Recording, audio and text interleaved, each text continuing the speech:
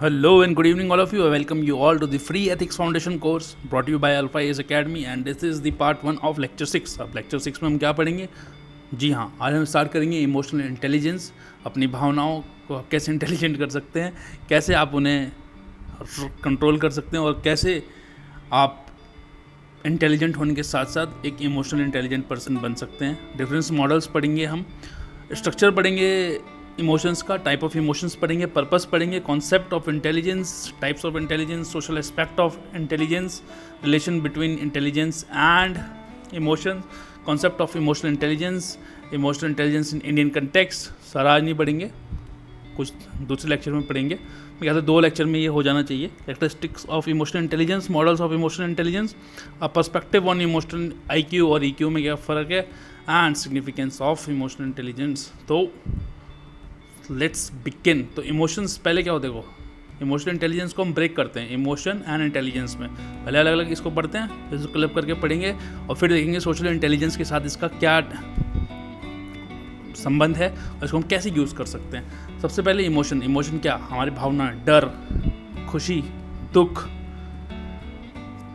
ये सब क्या है, ये सब हमारे इमोशंस हैं. ठीक है, मुझे डर लग रहा है, मुझे बहुत खुशी हो रही है, मुझे अजीब सा लग रहा है, मुझे इसे देख के अच्छा लग रहा है, क्या है, ये हमारे इमोशंस हैं. तो इमोशंस की डेफिनेशन क्या है? Emotion is a complex experience of consciousness. मतलब उसमें कॉग्निटिव एस्पेक्ट भी है, बॉडीली सेंसेशन, उसमें हमारा इमोशन का एनालिसिस भी है, एंड बिहेवियर मतलब एक्सप्रेसिव पार्ट. ठीक है, दस emotion a complex experience of consciousness, body sensation and behaviour that reflects the personal significance of a thing, an event और ए स्टेट ऑफ अफेयर्स. तो हम किस चीज़ को रिएक्ट, ये क्या हो गया, ये सब्जेक्ट हो गए. Thing, event, state of affairs क्या है, सब्जेक्ट. इसको जब ये चीज़ें होती हैं तो इनको देख के हमारे मन में क्या इमोशन आते हैं, हम कैसे रिएक्ट करते हैं, वही सब जो है इमोशंस डील करते हैं.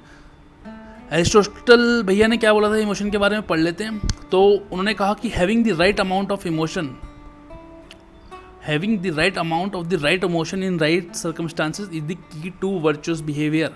ठीक है, सही टाइम, किस टाइम पे कितना गुस्सा, कहाँ तक सही है, वही वर्चुअस बिहेवियर है. ये एग्जांपल है. तो उन्होंने क्या कहा, एरिस्टोटल भैया ने क्या कहा, having the right amount of right emotion. ठीक है, आपके पास अमाउंट क्या होना चाहिए, राइट होना चाहिए, इमोशन आपका राइट होना चाहिए. ठीक है, और वो राइट सर्कमस्टेंसेस में होना चाहिए, है ना. ऐसा नहीं कि कोई व्यक्ति की मृत्यु हो गई आप वहाँ हंसने लग गए, या किसी का बर्थडे है तो आप वहाँ जाके रोने लग गए, तो वो क्या हो जाएगा, wrong emotion in wrong circumstances. ठीक है, तो you should have the right amount of right emotion in the right circumstances is the key to virtuous behaviour. Thomas Aquinas, Saint Thomas Aquinas बहुत बड़े फिलोसफर थे, उन्होंने भी यही कहा. उन्होंने डिस्टिंग्विश किया इमोशन को हायर और लोअर में. तो जो पॉजिटिव इमोशन थे जैसे फेथ और लव को उन्होंने हायर बोल दिया. ठीक है, और जो एंगर, एनवी, गुस्सा, आपकी हीन भावना, है ना, तो उनको उन्होंने लोअर इमोशन बोला. ठीक है, स्ट्रक्चर कैसा होता है इमोशन का, an emotion is a complex psychological state, है ना. उसके मैंने आपको पहले बता दिया कि 3 स्टेट होते हैं. ठीक है, आपका एक्सपीरियंस होगा, सब्जेक्टिव एक्सपीरियंस होगा, एक उसका फिजियोलॉजिकल रिस्पॉन्स होगा, और वो आपके बिहेवियर में होगा. तो कितना, 3 कौन कौन से हो गए, आपका एक्सपीरियंस, ठीक है, ये आपका इमोशनल, ज़्यादा इमोशनल पार्ट हो गया. ठीक है, देन आपका फिजियोलॉजिकल या साइकोलॉजिकल रिस्पॉन्स, या आपका कॉग्निटिव एस्पेक्ट हो गया, और फिर बिहेवियर, वो आपके एक्सप्रेस. मान लिया आपने सांप देखा तो क्या हुआ, आप का वो सब्जेक्टिव एक्सपीरियंस है. सांप देखना क्या है, आपका सब्जेक्टिव एक्सपीरियंस. उसका फिजियोलॉजिकल रिस्पॉन्स या साइकोलॉजिकल रिस्पॉन्स क्या होगा, आपके अंदर डर की भावना आएगी. और जब बिहेवियर क्या होगा, जैसी डर की भावना आएगी आप वहाँ से तुरंत से 9 2 11 दिखेंगे, भागते हुए दिखाई देंगे. तो 10 स्ट्रक्चर ऑफ इमोशन क्या है, 3 चीज़ों में है, सब्जेक्टिव एक्सपीरियंस, फिजियोलॉजिकल या साइकोलॉजिकल रिस्पॉन्स और बिहेवियर. वो बिहेवियर में दिखता है. तो 3 चीज़ों में डिवाइड कर सकते हैं हम स्ट्रक्चर को. मतलब उसका स्ट्रक्चर है इमोशन का, किसी भी इमोशन का बना सकते हैं. भाई आपको पहले आप कोई चीज़ देखोगे, उसको एनालाइज करोगे, एनालाइज करके आप एक बिहेवियर लाओगे.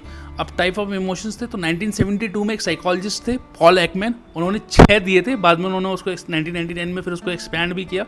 तो इनिशियली उन्होंने 6 कौन कौन से दिए थे, 6 बेसिक इमोशन दिए थे उन्होंने ह्यूमन कल्चर के लिए. तो उन्होंने fear, disgust, anger, surprise, happiness and sadness.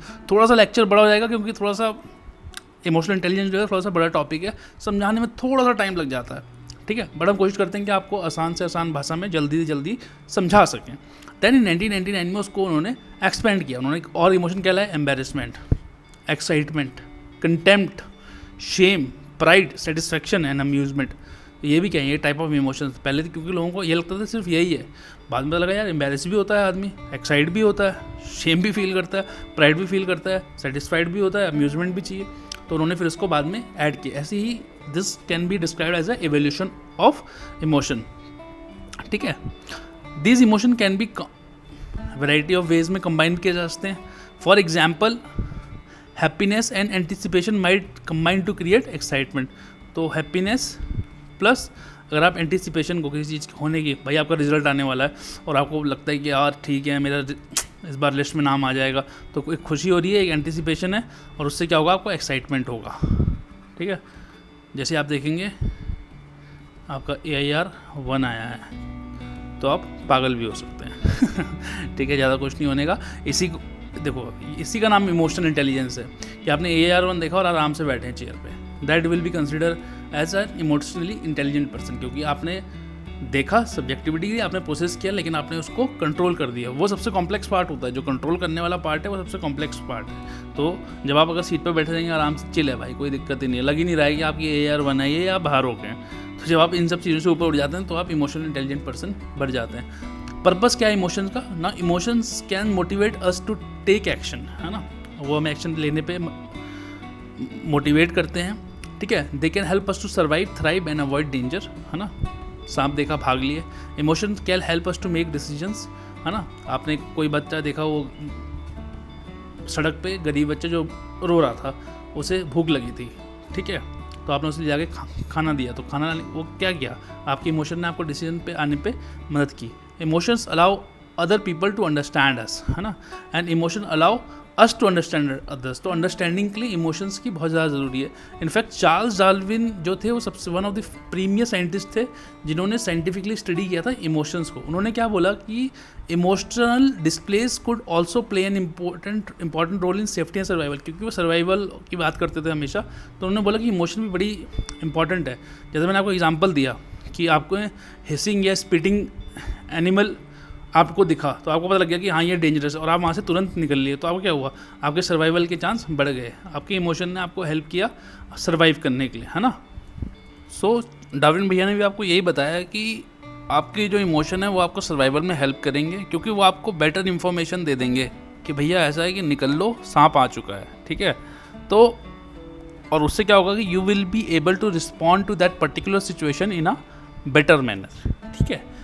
Now concept of intelligence, emotions के बारे में पढ़ लिया हमने, अब इंटेलिजेंस के बारे में पढ़ते हैं। अब देखो इंटेलिजेंस जो है ना थोड़ा सा, भाई emotional intelligence is type of intelligence. अब इंटेलिजेंस जो है एक अम्ब्रेला वर्ड है।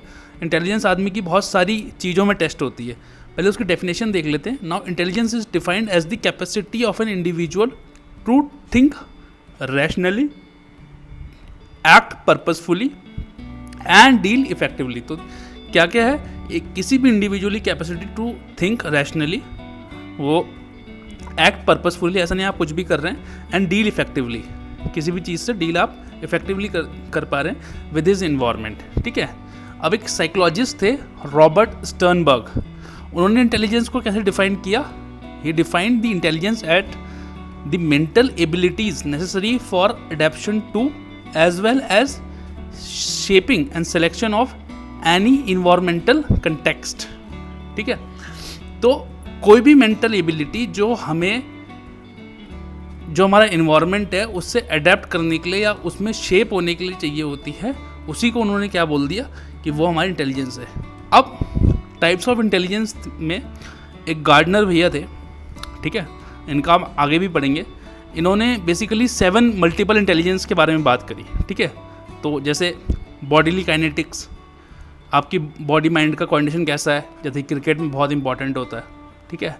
देन म्यूज़िकल, आप साउंड के बारे में क्या सोचते हैं किसी भी चीज़ को, भाई कुछ गानों को सुन के आपके अंदर हो सकता है देशभक्ति की भावना आ जाए, कुछ गानों को सुन के आपको रोना आ जाए, कुछ गानों को सुन के आपके अंदर एकदम जोश आ जाए, कुछ गाने को सुन के आप सैड हो जाएं। तो ये क्या है, वो म्यूज़िक जो है वो इंटेलिजेंस परसीव कर रही है आपके उस म्यूज़िक को, और उस म्यूज़िक से आपके इमोशन जनरेट हो रहे हैं। देन लॉजिकल मैथमेटिकल एक टाइप की उन्होंने बोली, जैसे आप मैथमेटिकल्स कैसे कर पा रहे हैं, आप ग्राफ्स को, मैंने ग्राफ बनाया, आप पाई चार्ट बनाया, तो आप उसको क्या समझ पा रहे हैं, ठीक है, मैंने एक लीनियर ग्राफ बना दिया, उसके बारे में आप क्या समझ पा रहे हैं, तो वो गई आपकी लॉजिकल मैथमेटिकल। देन इंटरपर्सनल मतलब आप लोगों से कैसे मिल रहे हैं या बात कर रहे हैं। देन इंट्रापर्सनल मतलब आप अपने आप में कैसे, अपने आप को कैसे कंट्रोल कर रहे हैं। इनफैक्ट यही इंट्रापर्सनल इंटेलिजेंस है जो आगे चल के इमोशनल इंटेलिजेंस बनेगी या इमोशनल इंटेलिजेंस से कनेक्ट करेगी। Then finding the right words to express what you mean, linguistic. Then spatial, आप 3D वर्ल्ड 2D को कैसे परसीव कर पा रहे हैं। फिर लास्ट में उन्होंने 1987 में एक नेचुरलिस्ट भी जोड़ा कि आप लिविंग थिंग्स को कैसे अंडरस्टैंड कर रहे हैं, आप नेचर को कैसे रीड कर रहे हैं। तो नेचुरलिस्ट स्कूल जो है लास्ट में आया, ठीक है, उन्होंने उसको ऐड किया। देन एक जैसे यही रॉबर्ट स्टर्नबर्ग जो हैं, ठीक है, जिन्होंने इंटेलिजेंस की डेफिनेशन दी, उन्होंने 3 कैटेगरी में बांटा, 3 category theory the of intelligence. उन्होंने कुछ कंपोनेंट्स दिए जो गार्डनर की थ्योरी में नहीं थे। उन्होंने बोला कि इंटेलिजेंस के 3 एस्पेक्ट हैं, analytical, creative and practical. Analytical तो हो गया कि आप किसी चीज़ को एनालाइज कर रहे हैं, आपके सामने कोई चीज़ है, आप उस चीज़ को कैसे परसीव कर रहे हैं, कैसे एनालाइज कर रहे हैं, कैसे प्रॉब्लम इवैल्यूएट कर रहे हैं, और आप एक सोल्यूशन पे अराइव हो रहे हैं। ऑब्जेक्ट या सब्जेक्ट आपके आगे है। सेकंड उन्होंने बोला क्रिएटिव इंटेलिजेंस, कि आप क्रिएटिव इंटेलिजेंस जो है एनालिटिकल से आगे चलेगी, कि हो सकता है कि सब्जेक्ट आपके आगे ना हो, आप कोई भी नोवल या इंटरेस्टिंग आइडिया क्रिएट कर रहे हैं, ठीक है। Now this type of intelligence involves imagination, innovation and problem solving. देखो at the end of the day आप सॉल्व प्रॉब्लम ही कर रहे हो, आप एनालिसिस से करो, क्रिएटिव से करो, चाहे प्रैक्टिकल से करो, ये सब क्या है, टूल्स हैं आपको हेल्प करने के लिए, ठीक है, क्रिएटिव इंटेलिजेंस। फिर उन्होंने बोला प्रैक्टिकल इंटेलिजेंस।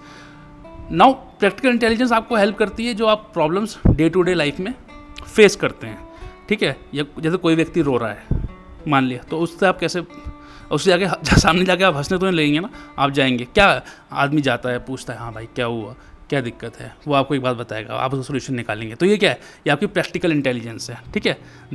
इट इज़ दस when a person finds best fit between themselves and the demands of the environment. ये किसका था, रॉबर्ट स्टर्नबर्ग का। देखो याद करना वो इतना ज़रूरी नहीं है, बट आपको समझना ज़रूरी है। Then social aspect of intelligence के बारे में पढ़ते हैं, इसको हम सोशल इंटेलिजेंस भी बोलते हैं। अब सोशल इंटेलिजेंस जो है, हमें सोसाइटी में कैसे रहना है, सोसाइटी के जो रूल्स हैं, कंडक्ट हैं, उसमें कैसे रहना है, किस सिचुएशन पे हमें कैसे रिएक्ट करना है, वो हमें क्या कौन बताता है, सोशल इंटेलिजेंस बताता है।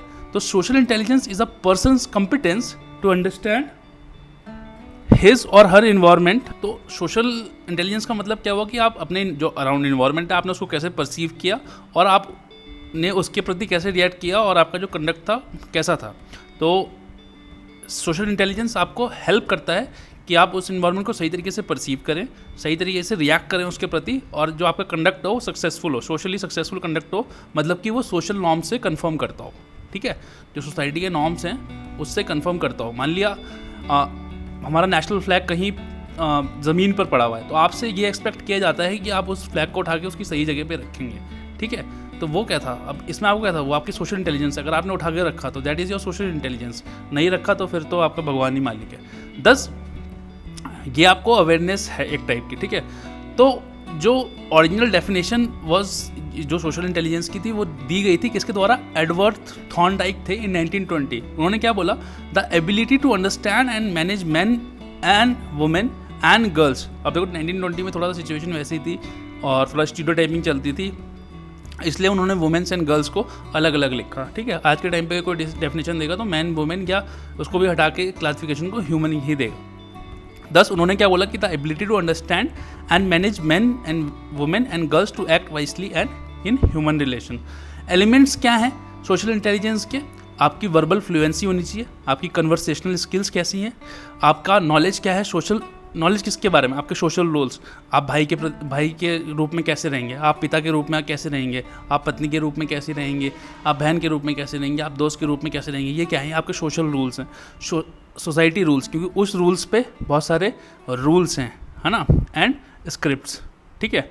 Effective listening skills, understanding what makes others people tick, है ना, मतलब आप दूसरे के इमोशंस को समझेंगे तभी आप बेहतर तरीके से उसको रिएक्ट कर पाएंगे। Then role playing and social self efficacy, ठीक है। देन इम्प्रेशन मैनेजमेंट स्किल्स, ठीक है, AMS बोल सकते हैं इसको, कि आप किसी भी पे भी अपना इंप्रेशन कैसे मैनेज करते हैं, यह किसका एलिमेंट है, सोशल स्किल का। आप इसको कैसे डेवलप कर सकते हैं, आप लगातार दूसरों के बिहेवियर को मतलब उनको एनालाइज करके कि दूसरा भाई देख लिया, आपने देखा A और B बात कर रहे हैं, A ने कोई बात बोली, B ने उस पर कैसे रिएक्ट करा, तो इस चीज़ों को देख के आप कैसे क्या कर सकते हैं, अपना सोशल इंटेलिजेंस डेवलप कर सकते हैं। People learn as they grow up, mature and gain experience is dealing with others, है ना, बोलते हैं ना। अब देखो, एक सिचुएशन पे बच्चा एक अलग तरीके से रिएक्ट करेगा, एक अडल्ट अलग तरीके से रिएक्ट करेगा और एक बुजुर्ग अलग तरीके से रिएक्ट करेगा। हो सकता है जो एलिमेंट है या सब्जेक्ट जो है वो सेम हो, लेकिन जो तीनों का रिएक्शन होगा वो अलग अलग होगा, क्योंकि तीनों के एक्सपीरियंसेस अलग अलग हैं। तो बहुत अच्छे सोशल इंटेलिजेंस के अगर एग्जाम्पल लें तो Mahatma Gandhi ji, Dalai Lama ji, Nelson Mandela ji, ये सब क्या हैं, these are the examples of people with who have high social intelligence, ठीक है। Then transformation from social intelligence to emotional intelligence, है ना। तो कैसे आप सोशल इंटेलिजेंस को इमोशनल इंटेलिजेंस में कन्वर्ट कर सकते हो। अब मैं आपको गार्डनर वाली दोबारा ले चलता हूँ। तो गार्डनर का मैंने आपको बताया था ना कि जो ये आपका इंट्रापर्सनल जो है, ठीक है, आपका जो इंट्रापर्सनल या इंटरपर्सनल, ये जो दोनों स्किल हैं, ये दोनों इंटेलिजेंस है, यही मिलके आप इमोशनल इंटेलिजेंस बनाएंगी, ठीक है। 10 थोड़ी सी अलग है लेकिन सेम वही है 10। अब हम मॉडल्स भी पढ़ेंगे, ठीक है, कि कैसे ये सोशल इंटेलिजेंस जो है इमोशनल इंटेलिजेंस के वेरियस मॉडल्स पढ़ेंगे, कि हम किसने बहुत सारे 4-5 मॉडल पढ़ेंगे, कैसे चीज़ें वर्क करती हैं। नाउ अब हमें सारे मॉडल्स चाहिए। अब आप बोलोगे बेस्ट मॉडल कौन सा है स्टडी करने के लिए, तो हमें सारे मॉडल चाहिए, क्योंकि हर एक मॉडल एक डिफरेंट पर्सपेक्टिव देता है इमोशनल इंटेलिजेंस के बारे में, ठीक है। अब सोशल इंटेलिजेंस और EI में देखो ज़्यादा रिलेशन नहीं है, बस सिंपल सी बात है कि कुछ डेफिसिट जो सोशल इंटेलिजेंस में है वो आपकी इनएडिक्वेट डेवलपमेंट, देखो SI is directly proportional to EI, ये याद रखना। ये आपने एग्जाम में बना दिया ना, मतलब पूरा लिखना, social intelligence is directly proportional to emotional intelligence.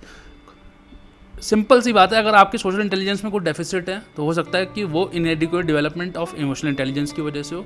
ऐसे ही अगर आपके इमोशनल इंटेलिजेंस में कोई डेफिसिट है तो हो सकता है कि वो आपका जो डेवलपमेंट है सोशल इंटेलिजेंस का वो ढंग से ना हुआ। तो यही इनका रिलेशन है। Now relation between emotions and intelligence. देखो इंटेलिजेंस क्या है, इंटेलिजेंस तो कॉग्निटिव पार्ट है। आप कितने तेज़ हैं, लौंडा ये बालक तेज़ है या ये बालिका तेज़ है, ठीक है, बट आप को हम लोग क्या पढ़ रहे हैं, हम IQ नहीं पढ़ रहे हैं, इमोशनल इंटेलिजेंस क्वेश्चन नहीं पढ़ रहे हैं, हम यहाँ पे EQ पढ़ रहे हैं, इमोशनल क्वेश्चन, ठीक है। 10 इंटेलिजेंस इज़ अ लॉजिकल और मैथमेटिकल एबिलिटी। एक टाइप की इंटेलिजेंस है ना, इनवेरिएबली, जो गार्डनर ने भी इनकी बात की, ठीक है। 10 इंटेलिजेंस इज़ अ लॉजिकल और mathematical ability invariably reduce to cognitive ability.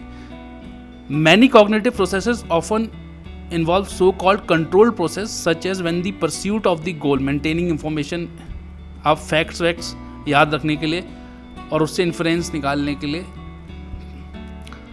वो आपको उस चीज़ में क्या मदद करेगा, आपको इंटेलिजेंस मदद करेगा, है ना भाई। आपको एक्स सिचुएशन है, उसमें आपको क्या करना है, रटा रटाया वाला सिस्टम है, वो आपको इंटेलिजेंस है, वो आपकी इंटेलिजेंस है। हाँ भाई, एक्स सिचुएशन है, आपको वाई तरीके से रिएक्ट करना है, ठीक है। लेकिन x-1 सिचुएशन हो गई तो आपको कैसे रिएक्ट करना है, उसमें आपको इमोशन हेल्प करेंगे, ठीक है।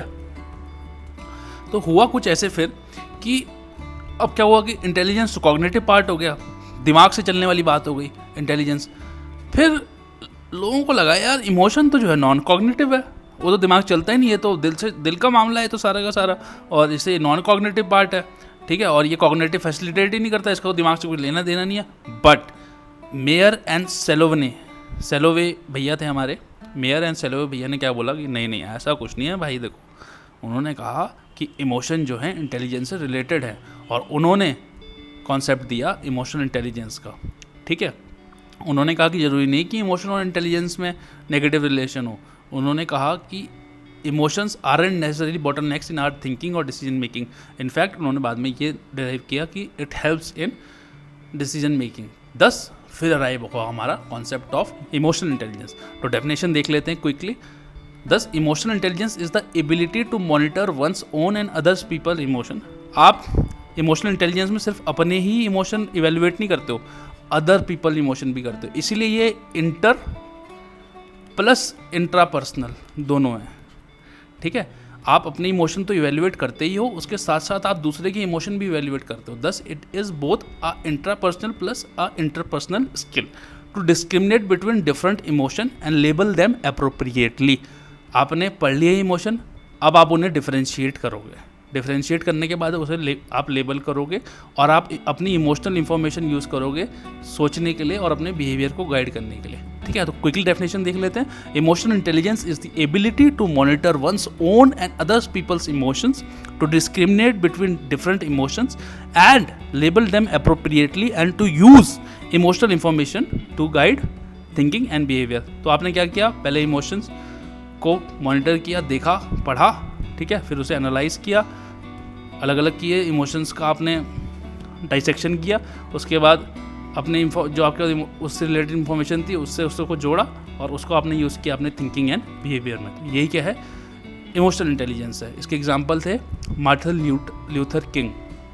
ठीक है, आप क्या बात बोल रहे हो वो तो इम्पॉर्टेंट है ही है, आप उस बात को कैसे बोल रहे हो वो भी बड़ी इंपॉर्टेंट है. तो उन्होंने मार्टिन ल्यूथर किंग ने क्या बोला था, उन्होंने बोली बड़ी सिंपल बात थी, लेकिन उन्होंने ऐसे बोली कि पूरे उस टाइम अमेरिकन लैंड मास में अमेरिकन जनता में आग लग गई, मतलब इलेक्ट्रीफाई हो गई. उन्होंने कहा कि भैया तो ट्रांसफॉर्म करके रहेंगे. तो उन्होंने क्या बोलता, he promised that a land sweltering with the heat of operation, जो कि ऑपरेशन से जूझ रहा है, जहाँ पे एक दूसरे को दबाया जा रहा है, could be transformed into oasis of freedom and justice. क्या लाइन है, देखो आप. He promised that a land sweltering with the heat of operation, जहाँ पे अभी ऑपरेशन चल रहा है, could be transform into oasis, जहाँ पानी मिलेगा आपको. ठीक है, ऑफ फ्रीडम एंड जस्टिस. आप उस ऑपरेशन को फ्रीडम एंड जस्टिस में बदल सकते हैं. तो उन्होंने इसको बड़ा इमोशनली बोला था. आप अगर वो जाके देखें, देखो ऐसे ही हमारे जो करंट प्राइम मिनिस्टर हैं उनका इमोशनल इंटेलिजेंस बहुत हाई है. आपने देखा कि वो जो बात बोलते हैं, देखो बात तो हर कोई बोलते हैं, लेकिन जो बात बोलने का उनकी तरीका है वो कितना अट्रैक्टिव है, वो कितना लोगों को जोड़ देते हैं. वो कई बार, अभी जैसे वो एक देहरादून गए, ठीक है, उत्तराखंड गए, उन्होंने वहाँ गढ़वाली, क्योंकि वहाँ गढ़वाली भाषा का इस्तेमाल होता है, तो उन्होंने वहाँ अपना जो स्पीच था वहाँ गढ़वाली से स्टार्ट किया. अब आया थोड़ा ना उन्हें गढ़वाली आती, लेकिन उन्होंने प्रैक्टिस की. उससे क्या हुआ, वहाँ के लोग उनसे ज़्यादा जुड़ पाए. क्या हुआ, उन्होंने उनको इमोशनल अपील करी. इमोशनल अपील कैसे करी, जब उनके अंदर इमोशनल इंटेलिजेंस थी. ठीक है, तो आप बात क्या कह रहे हैं वो एक बात अलग है, आप उस बात को कैसे कह रहे हैं वो बात अलग है. ऐसे ही गांधी जी ने जो डू और डाई का स्लोगन दिया था on the eve of quit India movement, उसने भी इंडियन लैंड मास को या इंडियन मासेस को अलग तरीके से इलेक्ट्रीफाई किया था, क्योंकि उन्होंने इतने तरीके से कहा कि या तो करो या मरो, अब कोई ऑप्शन नहीं बचा है. तो इग्नाइट हो गया वहाँ से, मतलब. ठीक है, और क्विट इंडिया मूवमेंट तो कितना बड़ा फिर टर्निंग पॉइंट साबित हो आप सभी को पता है. Then emotional intelligence in Indian context. अब इमोशनल इंटेलिजेंस देखो, फॉरेन ऑथर्स कभी भी कहते रहें, लेकिन इमोशनल इंटेलिजेंस जो है इंडिया में जो है वैदिक टाइम से. ठीक है, अब हम ये कोई फर्जी की बात नहीं कर रहे हैं, हम आपको अभी डिराइव करके बताएंगे या बताएंगे कि कैसे इंडियन कंटेक्स्ट में पहले से इमोशनल इंटेलिजेंस का रेफरेंस दिया गया. हमारे जो उपनिषद हैं, वेदास में उसको लिखा गया है, और उन्होंने फोकस क्या किया, हमारे वेदास एंड उपनिषद ने क्या फोकस किया. उन्होंने कहा कि there is a need for emotional stability which helps an individual types over mundane battles of life, internal external. तो आप लाइफ में दो टाइप के बैटल लड़ते हो, एक आप अपने आप से लड़ते हो, एक आप बाहर लड़ते हो दुनिया से. उससे बचने के लिए या उससे सेल थ्रू करने के लिए आपको इमोशनल स्टेबिलिटी चाहिए, और ये इमोशनल इंटेलिजेंस ही है जो आपको इमोशनल स्टेबिलिटी देगा. वो क्योंकि आपको इमोशनल रेगुलेशन देगा, इमोशनल रेगुलेशन से आप सक्सेस होंगे. तो references to description and functions of the human mind can be find in of course. Human mind कैसे वर्क करता है, वो कैसे सोचता है, इस सब के रेफरेंसेस आपको Rigveda, Yajurveda and text of Ayurveda में मिलते हैं. अब emotional intelligence and Bhagavad Gita. Bhagavad Gita is a conversation between, in the Mahabharata, conversation between Krishna, Lord Krishna and Arjun. अब जो इमोशनली इंटेलिजेंट पर्सन है उसको भगवद गीता में स्थित प्रज्ञा के नाम से जाना गया. जो स्थिति में प्रज्ञा, आराम से जो खड़ा है, बस स्टेबल पर्सन जो है, इमोशनली स्टेबल पर्सन को उन्होंने स्थिता प्रज्ञा बोला. ठीक है. अब अर्जुन ने पूछा कृष्ण से कि सर ये भगवान, ये स्थित प्रज्ञा या इमोशनली स्टेबल पर्सन कौन है? तो कृष्ण ने उनका जवाब देते हुए बोला कि वो व्यक्ति who remains unperturbed in the face of calamity, जो कितनी भी क्लैमिटी आ जाए उसमें डिस्टर्ब ना हो, स्टेबल रहे. टेक्स गुड और इवल विद इक्वानिमिटी, जो बुराई और अच्छाई को दोनों को एक तरीके से ले. जो जब कुछ अच्छा हो ज़्यादा खुश ना हो, जो जब ज़्यादा बुरा हो ज़्यादा दुखी ना हो. ठीक है. वही जो है स्थित प्रज्ञा है, मतलब वही इमोशनली स्टेबल पर्सन है. तो हम भी अपनी लाइफ में इससे बहुत कुछ सीख सकते हैं. इसका मतलब ये नहीं है कि उसके अंदर लैक ऑफ सेंसिटिविटी है, ऐसा कुछ नहीं है. बट वो जो स्थित प्रज्ञा है या इमोशनली स्टेबल पर्सन है, वो अपने इमोशंस को चेक में रखना जानता है, वो अपने इमोशंस को कंट्रोल करना जानता है. वो जानता है कि भाई इसको मैं कैसे, हमारे जो प्लेजर है, पेन है, इसको मैं कैसे कंट्रोल करूं. मैंने आपको बोला ना कि AIR-1 आई, आप पागल हो गए, आप रोड पे 5 किलोमीटर दौड़ना चालू कर दिया आपने, बाल्टी का पानी पूरा अपने सर के ऊपर डाल दिया. तो आप इमोशनली स्टेबल या इमोशनली इंटेलिजेंट पर्सन नहीं है. आपने देखा AIR-1 आई, आपके चेहरे पे एक हल्की सी मुस्कान आई, आप बोल रहे ठीक है, चिल है, सब कोई दिक्कत नहीं है, आगे काम किया जाएगा, rank is just a number. ठीक है. देन बुद्धा का जो कॉन्सेप्ट था इमोशनल इंटेलिजेंस का, वो और पार चला गया. उन्होंने क्या डिस्कस किया, उन्होंने इंटरप्रिटेशन नहीं किया सिर्फ उसका उन्होंने root cause, need for managing and the way of managing emotion in detail उन्होंने डिस्कस किया कि भाई देखो दुख का कारण क्या है, उसको मैनेज कैसे करें, है ना, और उसको मैनेज करने के लिए हम क्या क्या कर सकते हैं. तो उन्होंने जो है रूट कॉज पे ध्यान दिया, need for managing and the way of managing emotion in detail पे ध्यान दिया. ठीक है. उन्होंने बोला कि base of all emotion generated in the human mind is based on 3 basic mental components. Raga आपका पैशन, दोषा आपकी हेट, देन मोहा डिल्यूजन. इन तीनों पे ही कोई भी इमोशन आपका जनरेट होता है आपकी बॉडी में. This mental components have negative effects on individual and society if they are not manage. तो अगर आप राग, दोष या मोह को अगर आप मैनेज ना करो तो नेगेटिव इम्पैक्ट आ सकता है सोसाइटी पर. ठीक है.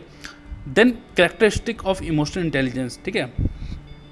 अगर आप पॉजिटिव कैरेक्टरिस्टिक फॉलो कर रहे हैं तो ऐसा पाया जाएगा कि आपके अंदर high level of emotional intelligence है.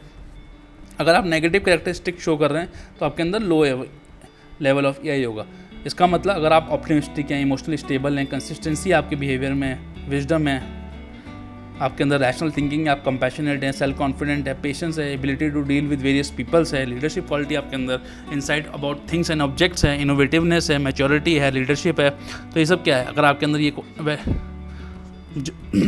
अंदर ये सब क्वालिटीज़ पाई जाती हैं तो ऐसा पाया जाएगा कि आपकी इमोशनल इंटेलिजेंस हाई है. अगर आपके अंदर आप पैसिमिस्टिक हैं, इमोशनली अनस्टेबल हैं, इरेशनल थिंकिंग है, विजडम आपकी ज़्यादा अच्छी नहीं है, डिप्रेशन में रहते हैं, फ्रस्ट्रेटेड रहते हैं, आपका विजन ही क्लियर नहीं है, आप क्या कर रहे हैं आपको खुद ही नहीं पता, तो ऐसा माना जाएगा कि आपका EI जो है, इमोशनल इंटेलिजेंस जो है वो लो है.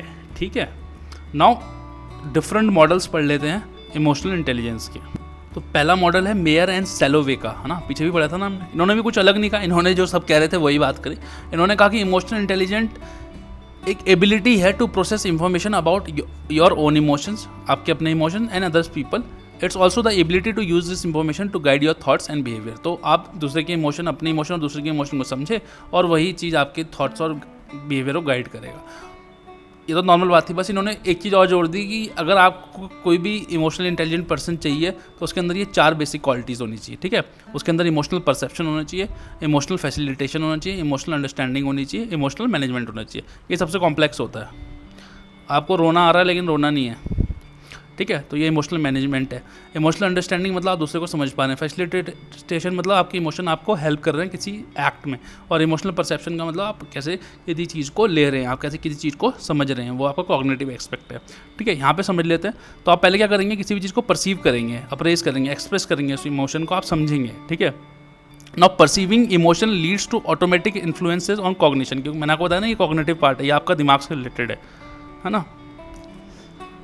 देन आप उसको यूज़ करेंगे, है ना। पहले आप परसीव करेंगे, परसीव करके आपके दिमाग में आ गया वो इमोशन, अब आप उसको यूज़ करेंगे अपने कॉग्निटिव प्रोसेस के लिए। अब ये देखो ये सब जो है थोड़ा सा ट्रिकी लग सकता है, ज़्यादा इंपॉर्टेंट नहीं है, बस आराम से समझो इस बात को कि आपके अंदर एक एक्स इमोशन था, आपने उसे समझा, अब आपने उसको जो समझा तो उसको यूज़ भी करोगे। तो जब आप यूज़ करोगे तो उसकी अंडरस्टैंडिंग आएगी आपको। भाई यूज़ आप तभी तो करोगे जब आपकी उसकी अंडरस्टैंडिंग होगी, या अंडरस्टैंडिंग आएगी उसकी आपको जब आप उस इमोशनल इन्फॉर्मेशन को समझ पाओगे। भाई ये आदमी रो रहा है तो ये क्यों रो रहा है, या ये रो रहा है, यही समझने की बात है ना। आपको पता, अगर आप ये कनेक्ट कर पा रहे हो कि जब आदमी खुश होता है तब रोता है, तब क्या आपको अंडरस्टैंडिंग ही नहीं है इमोशन की, या आदमी खुश होता है तब रोता है तो आपको, या आदमी जब हंसता है तब दुखी होता है तो आपको क्या अंडरस्टैंडिंग ही नहीं है, ठीक है। तो आप मैनेज तो कर ही नहीं पाओगे। तो ये पहले आप परसीव करोगे, फिर आप उसको यूज़ करोगे कि आप इंफॉर्मेशन को एनालाइज करो, ठीक है, उसका अंडरस्टैंडिंग हो बेटर, और अंडरस्टैंडिंग के बाद ही आपको उसको इमोशन को मैनेज कर पाओगे, ठीक है। Thus manage emotion to promote emotional, intellectual and personal growth, है ना। कई बार आपको अपने इमोशंस कंट्रोल करने पड़ते हैं दूसरों के हित के लिए, तो इमोशनल इंटेलिजेंस बहुत ज़रूरी हो जाती है। Then trait model of emotional intelligence. तो ट्रेट्स मॉडल ने क्या बोला, उन्होंने कुछ नहीं बोला, उन्होंने कहा कि हम नाप ही नहीं सकते इमोशनल इंटेलिजेंस को। आप तो मतलब बेकारी में इस कन्वर्सेशन पढ़े हो कि कौन इमोशनल इंटेलिजेंट है, कौन इमोशनल इंटेलिजेंट नहीं है। ये तो फ्यूटाइल डिस्कशन है कि ये तो बेकार डिस्कस करना कि इमोशनल इंटेलिजेंट पर्सन कौन है, क्योंकि इमोशन जो है वो रियल इंटेलिजेंस नहीं है and it cannot be measured. भाई आईक्यू को आप एक आईक्यू टेस्ट के द्वारा नाप सकते हो, बट ईक्यू को आप कभी नहीं नाप सकते, क्योंकि इमोशन जो है सब्जेक्टिव है नेचर में, ठीक है। उन्होंने यही बोला कि देखो यार, हो सकता है कुछ इमोशन एक सिचुएशन में फ़ायदेमंद हो और दूसरे में नुकसान हो। जैसे उन्होंने बड़ा अच्छा एग्जांपल दिया, उन्होंने कहा कोई भी रिजर्व पर्सन है, वो उस जॉब के लिए बहुत अच्छा है जहाँ पे आइसोलेशन, रिसर्च वगैरह की ज़रूरत है, शांत ज़रूरत है, लेकिन आप उसको हॉस्पिटैलिटी में भेज दो, कस्टमर सर्विस में भेज दो, तो वो रिजर्व पर्सन हो सकता है उसका वहाँ पे उसका वो इमोशन नेगेटिव हो जाए, ठीक है। देखो वही इमोशन एक जगह पॉजिटिव है, वही इमोशन दूसरी जगह नेगेटिव हो जा रहा है, तो ये डिस्कशन ही बेकार है। उन्होंने कहा कि आप किसी चीज़ को डिस्कस ही मत करो कि कौन इमोशनल इंटेलिजेंट है, कौन इमोशनल इंटेलिजेंट नहीं है। तो ये क्या था, trait model of emotional intelligence. Then अगला है Genos model of emotional intelligence. Genos model ने कुछ नहीं किया, उन्होंने 6 कोर इमोशनल इंटेलिजेंस कॉम्पिटेंसीज के बारे में बात करी। पहला उन्होंने बोला कि आपके अंदर इमोशनल सेल्फ अवेयरनेस हो चाहिए, पहले तो आप अपने इमोशन को पहचानो, फिर आपके जो अंदर होनी चाहिए इमोशनल अवेयरनेस ऑफ अदर्स होनी चाहिए, कि आप दूसरे के इमोशंस को समझ पाओ, परसीव कर पाओ, देखो अंडरस्टैंड कर पाओ, एक्नॉलेज कर पाओ। फिर उन्होंने बोला कि आपके जो इमोशन है उसके अंदर अथॉन्टिसिटी होनी चाहिए, ऐसा नहीं कि आप घड़ियाली आंसू बहा रहे हैं, आपके अंदर ओपननेस होनी चाहिए, ऑनेस्टी होनी चाहिए, आपके अंदर इफेक्टिवली एक्सप्रेस कर पा रहे हो या नहीं कर पा रहे हो, ट्रांसपेरेंसी है या नहीं है, आप उस इमोशन वो कमिटेड इमोशन है या नहीं है, मतलब आप वो अथॉन्टिक है भी या नहीं है, मतलब फर्जी वाला चल रहा है। देन आपके अंदर इमोशनल रीजनिंग होनी चाहिए कि आप उसको एनालाइज कर पाओ कि हाँ मैं ये ठीक कर रहा हूँ या नहीं कर रहा हूँ, ठीक है। देन आपके अंदर सेल्फ मैनेजमेंट होना चाहिए, ठीक है। तो पहले आपने क्या किया, अपने अवेयरनेस आई आपके अंदर अपने इमोशन को, फिर दूसरे इमोशन को, फिर आपने को पता लगा कि हाँ भाई मेरा ये इमोशन ठीक है। देन आपने इमोशन रीजनिंग करी कि हाँ मैं इसको एनालाइज करता हूँ। देन आपने सेल्फ मैनेजमेंट किया उस इमोशन का, ठीक है, क्योंकि और सेल्फ मैनेजमेंट क्या होता है, managing one's own moods and emotions, time and behaviour even in high pressure and demanding contest. ऐसा नहीं कि आप गिव इन कर दें चीज़ों में, ऐसा कुछ नहीं है, आपको बने रहना है, आपको अपने इमोशंस को कंट्रोल करना है। हो सकता है आपको घूस लेने का मन कर रहा हो, लेकिन आपको लेनी नहीं है, आपके वो एथिक्स के खिलाफ है। देन जो भी आप बिहेवियर करेंगे, क्योंकि आपने अब सेल्फ मैनेजमेंट कर लिया है, तो वो एक्सप्रेसिव, अब आप एक्सप्रेसिव पार्ट में आ गए हैं जो आपको दिखाना है, ठीक है। तो आपका जो बिहेवियर होगा वो पॉजिटिव इन्फ्लुएंस क्रिएट करे, ठीक है। Thus creating a positive and healthy work environment by impacting others feeling through problem solving, feedback and support. तो आप जब दूसरों को समझेंगे, प्रॉब्लम सॉल्व करेंगे, उनका फीडबैक लेंगे, सपोर्ट देंगे, तो एक आप पॉजिटिव इन्फ्लुएंस क्रिएट करेंगे। और यही वो कोर स्किल्स हैं जो आपको प्रोडक्टिव स्टेट्स में लाती है। प्रोडक्टिव स्टेट्स लाइक आप प्रेजेंट वहाँ पे सिचुएशन में प्रेजेंट होंगे, आप एम्पैथेटिक होंगे, आप जेन्युइन होंगे, आप एक्सपेंसिव लगेंगे, रेजिलिएंट लगेंगे, एम्पावरिंग लगेंगे, ठीक है। भाई अगर आप अनप्रोडक्टिव स्टेट में हैं, डिस्कनेक्टेड, जब आपके अंदर सेल्फ अवेयरनेस आ जाएगी तो आप प्रेजेंट लगेंगे। अगर आप इनसेंसिटिव है और आप अवेयरनेस अबाउट अदर्स आ गई आपके अंदर, तो आप एम्पैथेटिक हो जाएंगे। अगर आप अनट्रस्टवर्दी है लेकिन आपके अंदर अथॉन्टिसिटी आ गई, तो आप जेन्युइन हो जाएंगे। अगर आप लिमिटेड हैं और फिर आपने इमोशनली अपने आप को रीज़न किया तो आप एक्सपेंसिव हो जाएंगे। आप सबको बोलेंगे ना, सबका साथ सबका विकास, सबको साथ लेने लगेंगे। अगर आप टेम्परामेंटल है, अगर आप सेल्फ मैनेजमेंट कर पाएँ उस इमोशन का, गुस्से का, बार बार गुस्सा ना आए, तो आप क्या हो जाएंगे, रेजिलिएंट बन जाएंगे। अगर आप इंडिफरेंट हैं, आपको फ़र्क ही नहीं पड़ रहा है और आप पॉजिटिव इन्फ्लुएंस कर पाएँ तो आप एम्पावर्ड फील करेंगे, आप एम्पावरिंग कर रहे होंगे। ठीक है, दिस इज द मॉडल, कौन सा, this is the Genos model of emotional intelligence. Now there is a mix model of intelligence, है ना। मिक्स मॉडल ऑफ इंटेलिजेंस क्या बोलता है, तो मिक्स मॉडल में क्या है, मिक्स मॉडल जो है कंसिडर करता है दोनों चीज़ को, आपकी एबिलिटी एंड स्किल्स को भी, आपको और पर्सनल ट्रेड्स को भी, मतलब वही आपके इंटेलिजेंस और इमोशन दोनों को इवेल्युएट करता है वो। It considers your both abilities and skills, आपकी स्किल्स आपने जो ओवर द टाइम डिवेलप किए हैं वो, और आपकी पर्सनैलिटी ट्रेड्स क्या हैं। और इसी के बेस पे दो मॉडल है हमारे पास मिक्स मॉडल ऑफ इंटेलिजेंस में, एक है बारॉन्स मॉडल, एक है गोल्ड्समैन परफॉर्मेंस मॉडल। अब बारॉन का जो EI emotional intelligence competencies model जो है, इनफैक्ट बारॉन ही वो थे जिन्होंने इमोशनली क्वेश्चंड वर्ड इजाद किया था, या उन्होंने ही इमोशनली क्वेश्चंड वर्ड दिया था अपने डिजर्टेशन में, डॉक्टरल डिजर्टेशन जब दे रहे थे, और उन्होंने बोला कि इमोशनल क्वेश्चंट ही वो चीज़ है जिससे इमोशनल इंटेलिजेंस नापी जा सकती है। तो that means he gave emotional quotient as a measure of value for emotional intelligence। Emotional intelligence को आप इमोशनल क्वेश्चन से नाप सकते हो। तो IQ के बाद अब हमारे पास एक चीज़ आ गई, that was EQ, that is emotional question, that was given by Baron. और बारॉन ने ही ये बोला कि भाई जो इमोशनल इंटेलिजेंस है वो किसी भी इंडिविजुअल को हेल्प करती है to function well and maintain wellbeing by adapting in a certain way to his और हर इन्वायरमेंट। तो इन्वायरमेंट में अपने आप को ढालने के लिए मदद करता है। इनफैक्ट दिस एबिलिटीज़ आर, उन्होंने कुछ एबिलिटीज़ दी। पहला उन्होंने बोला कि awareness of understanding and expression of one self. ठीक है, देखो सबसे पहले तो EI में हम शुरू से पढ़ते हैं अपने इमोशन को इवेल्युएट करो। ठीक है, then awareness of understanding and relating to others, then dealing with strong emotions and controlling one's impulses, जिसको कि हम इमोशनल रेगुलेशन बोला, है ना। Then adapting to change and solving problems of a personal और सोशल नेचर। ठीक है, and और 5वें पॉइंट में उन्होंने 5 डोमेन दे दी हमें कि कैसे स्किल्स और जो इमोशंस हैं वो रिलेटेड हैं और कैसे उन्हें मैनेज किया जाए। तो जल्दी देख लेते हैं क्या बोला उन्होंने कहा कि पहले तो आपको अवेयरनेस अंडरस्टैंडिंग होनी चाहिए अपने आप की, फिर दूसरों की, और जो आपके अंदर स्ट्रॉन्ग इमोशन है आपको उनको कंट्रोल करना आना चाहिए, और आपको अडेप्ट करना चाहिए to change and solve problems of personal और सोशल नेचर, वो आपको आना चाहिए for a better emotional intelligence. अब उन्होंने 5 क्या क्या डिवाइड की डोमेन, इंट्रापर्सनल मतलब अपने आप से। तो उन्होंने कहा कि आपको अंदर सेल्फ इमोशनल अपने आप में क्या होना चाहिए, आपके अंदर इमोशनल सेल्फ अवेयरनेस होनी चाहिए, आपके अंदर थोड़ी असर्टिवनेस होनी चाहिए, है ना, आपके अंदर इंडिपेंडेंस होनी चाहिए। ऐसा नहीं कि आप डोसाइल बने हुए हैं, है ना। इसीलिए बोलते हैं ना कि आपको ना कहना भी आना चाहिए। देखो मैं खुद, मेरे अंदर ये चीज़ लैक करती है थोड़ा, असर्टिवनेस, मैं किसी को ना नहीं बोल पाता, बट ये क्या है, ये फिर मेरे लिए एक नेगेटिव पॉइंट हो जाएगा मेरे इमोशनल इंटेलिजेंस में। ठीक है, आपके अंदर एक सेल्फ रिकार्ड होना चाहिए, एक सेल्फ एक्चुअलाइजेशन होनी चाहिए।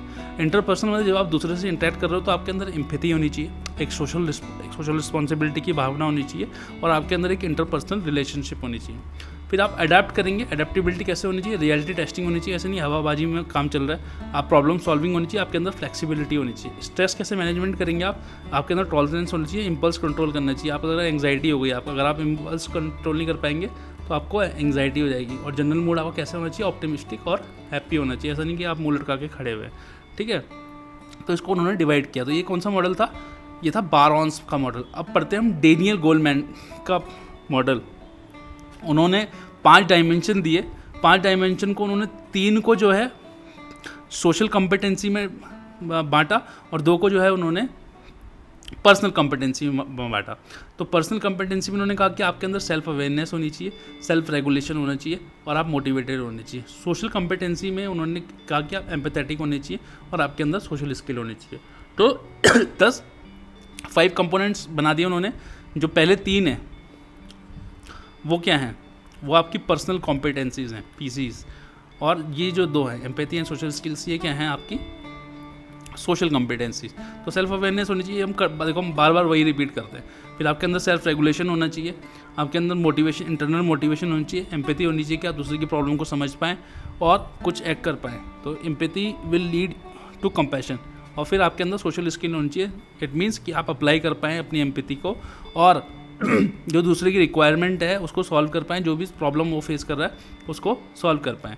अब इंटेलिजेंट क्वेश्चन वर्सेस EQ, मतलब IQ और EQ में डिफरेंस देख लेते हैं। तो डेनियल गोलमैन ने एक अभी हमने जो लास्ट मॉडल पढ़ा उन्होंने ये एक डेफिनेशन दी EQ और IQ के लिए। उन्होंने कहा कि what really matters for success, character, happiness and life long achievements is a definite set of emotional skills, your EQ, not just purely cognitive abilities that are measured by conventional IQ test. तो उन्होंने वही बोला कि अगर आपको भाई successful रहना है, खुश रहना है, आपका रहना है, तो आपको इमोशनल स्किल्स डेवलप करनी है। जस्ट आप IQ आपकी अच्छी है वो आपको ये सब नहीं देगा। तो जीवन में आपको कुछ करना है, कुछ बड़ा बनना है, तो आपको EQ डेवलप करो। IQ नहीं भी होगा तो चल जाएगा, ठीक है। क्योंकि उन्होंने बोला, क्योंकि EQ is a measure of personal level of emotional intelligence. It refers to a person ability to perceive, control, evaluate and express emotions. In fact IQ क्या है, वो तो एक स्कोर कार्ड है कि आपका इंटेलिजेंस कितना है, आपका कॉग्निटिव लेवल कितना है, ठीक है। बट EQ क्या है, वो बहुत सारी चीज़ों को, आपके इमोशंस को, हाउ यू फील, आप कैसे कंट्रोल करते हैं, आप दूसरे के इमोशंस को कैसे परसीव करते हैं, आप फैसिलिटेट कैसे करते हैं अपने इमोशन को, आपका सोशल कम्युनिकेशन कैसा है, आप कैसे दूसरों से रिलेट करते हैं, इन सब को अकाउंट में लेता है। बट IQ सिर्फ आपका विजुअल एंड स्पेटियल प्रोसेसिंग है, आपकी नॉलेज क्या है, आपके फैक्ट्स कितने अच्छे तरीके से पता है, आपकी मेमोरी कितनी अच्छी है, ठीक है, आपकी रीजनिंग कैसी है, ये सब करता है। तो EQ इज़ अ वाइडर, अगर मैं सर्कल बनाऊं तो IQ जो है वो आपका EQ के अंदर ही आ जाएगा, ठीक है। EQ is a more wider thing और मोर वाइडर स्पेयर देन IQ, ठीक है। सिग्निफिकेंस क्या है इमोशनल इंटेलिजेंस की, आपको सेल्फ इवेल्युएशन में मदद करता है, ठीक है। आप खुद कैसे हैं आपको इवेल्युएट करने में मदद करेगा ये।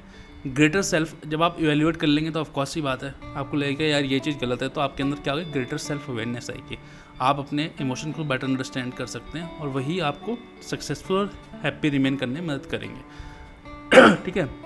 देन जब आपके अंदर सेल्फ अवेयरनेस आ जाएगी तो आप सेल्फ रेगुलेट कर सकते हैं, आप बेहतर तरीके से अपने इमोशंस को कंट्रोल कर सकते हैं। उससे आपको क्या मदद मिलेगी, आप एक climate of trust and fairness बना सकते हैं आपके अराउंड, ठीक है। आप एम्पैथेटिक बनेंगे, आप दूसरे की प्रॉब्लम, जब भाई आप इमोशनल होंगे, आपके अंदर इमोशनल इंटेलिजेंस होगी, जब आप दूसरे के इमोशंस को अच्छी तरह परसीव कर पाएंगे तो आप बेहतर तरीके से उनकी समस्या समझ पाएंगे, और जब आप बेहतर तरीके से उनकी समस्या समझ पाएंगे तो आप बेहतर तरीके से उसका निवारण भी कर पाएंगे, ठीक है।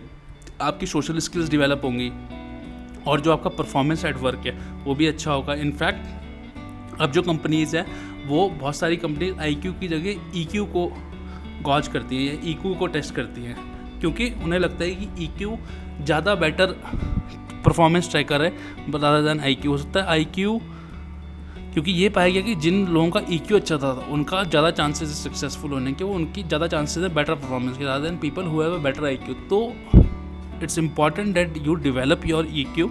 Of course IQ is also important, but ये सब बातें हैं EQ से रिलेटेड, ठीक है। हमने EQ के बारे में आज बहुत कुछ बातें करी, है ना। आप क्विकली जाकर रिवाइज कर लेना एक बार, क्योंकि थोड़ा सा बड़ा लेक्चर हो गया। And please refer to notes and that will be all for this lecture. We shall see you tomorrow. Till then take care, keep healthy, keep smiling, bye bye, see you.